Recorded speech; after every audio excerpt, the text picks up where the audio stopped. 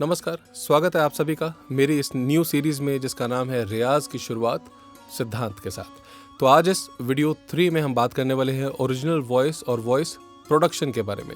इसको समझना बहुत ही ज़्यादा ज़रूरी है क्योंकि अब ये समझाने वाला कॉन्सेप्ट क्यों है कि ओरिजिनल आवाज़, अब आप किसी और की आवाज़ को लेकर थोड़ी ना गाते हैं, मगर यहाँ पर कुछ कन्फ्यूजन्स होती हैं। गाने में आप अपनी आवाज़ को बदल दिया करते हैं, बहुत सारे लोग आवाज़ को बदल कर गाते हैं, इसलिए ये कॉन्सेप्ट समझाना ज़रूरी है।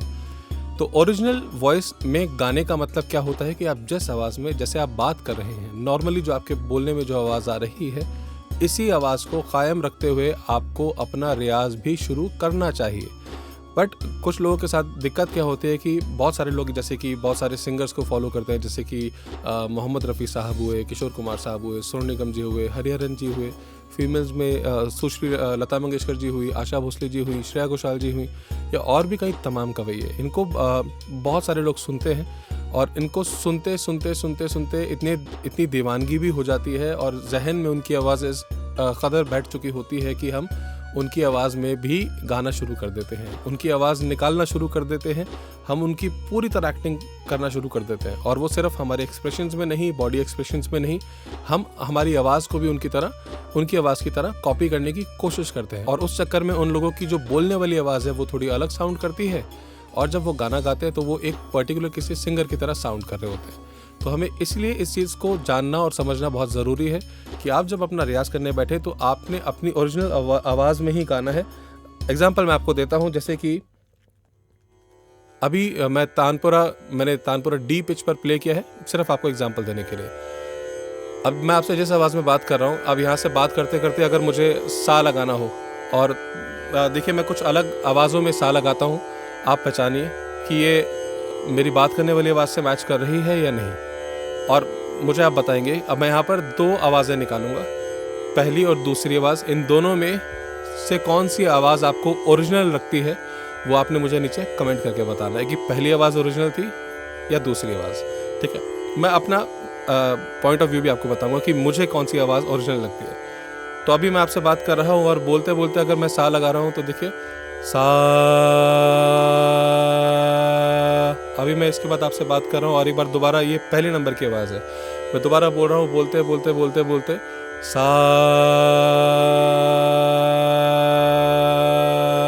ठीक है, अब मैं आपसे वापस बात कर रहा हूँ, अब मैं बोलते हुए अब मैं दूसरे नंबर की आवाज़ निकाल रहा हूँ। आपने ध्यान से सुनना है, वीडियो को थोड़ा आगे पीछे करके भी सुन सकते हैं, फिर कमेंट करके बताना है दूसरी आवाज़। अभी आपसे बात करते करते अभी बोलते बोलते फिर मैं दूसरे नंबर का जो सा लगा रहा हूँ वो सा।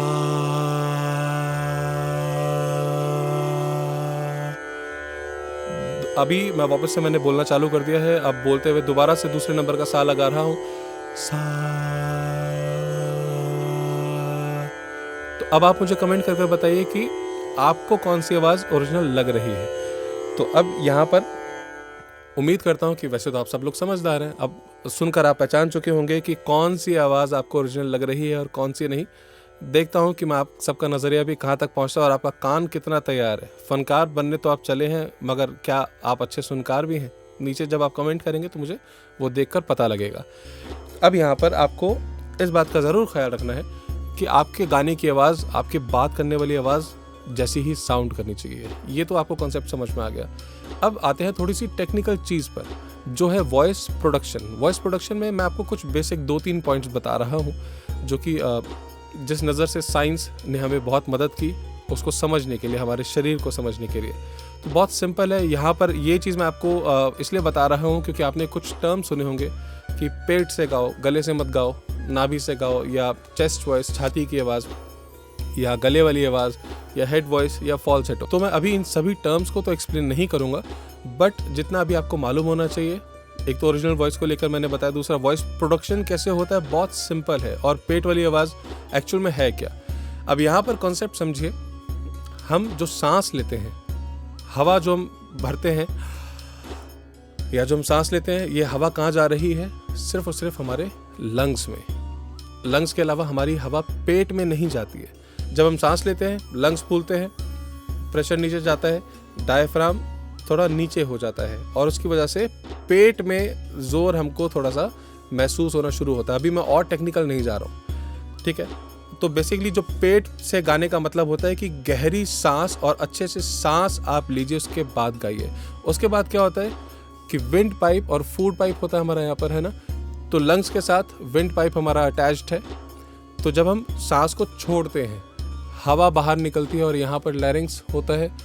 लैरिंग्स के बीच में विंड पाइप के आगे वोकल कॉर्ड्स होते हैं, वो आपस में वाइब्रेट करते हैं, तो आवाज़ यानी ध्वनि पैदा होती है।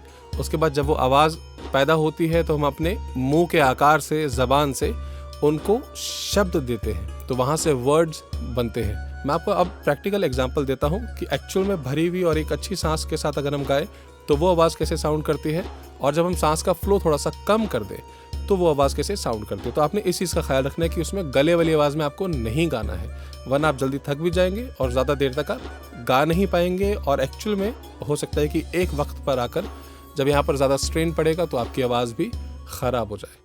तो अभी यहाँ पर ध्यान से सुनिए, मैं पेट वाली आवाज़ और गले वाली आवाज़ का एकदम स्पष्ट जितना हो सके मैं आपको समझाने की कोशिश करता हूँ।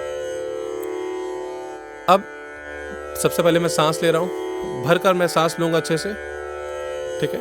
और उसके बाद जो मेरी पहली आवाज़ होगी उसको आप ध्यान से सुनेंगे।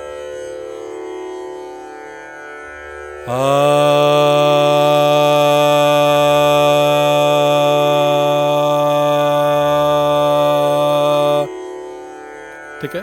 अब मैं दोबारा सांस ले रहा हूं, दूसरी आवाज सुनिए।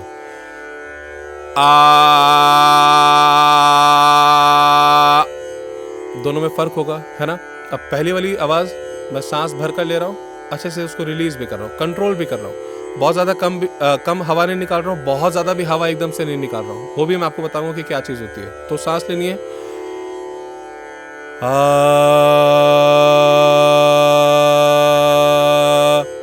दूसरा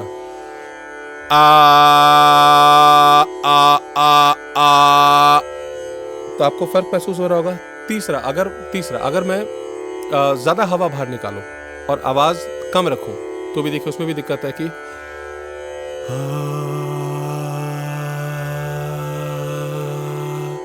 इसमें हवा की मात्रा ज्यादा हो गई है। तो बेसिकली आपको अपनी हवा पर काबू करने की कोशिश करनी है। हवा यानी कि सांस, जब आप ऑक्सीजन ले रहे हैं और जब आप सांस निकाल रहे हैं कार्बन डाइऑक्साइड, जब आप हवा बाहर निकाल रहे हैं, उसको कंट्रोल करने से ही आपका वॉइस प्रोडक्शन डिपेंड करता है उसी चीज़ पर कि वो कैसा होगा।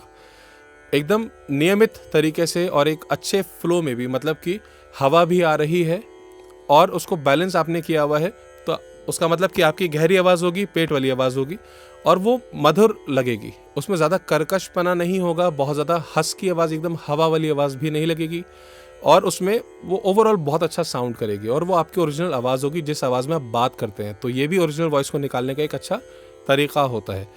अब दूसरे केस में जो गले वाली आवाज़ जो मैंने आपको बताया, उस केस में क्या हो रहा है कि हवा का निकास थोड़ा ज़्यादा कंट्रोल किया हुआ है।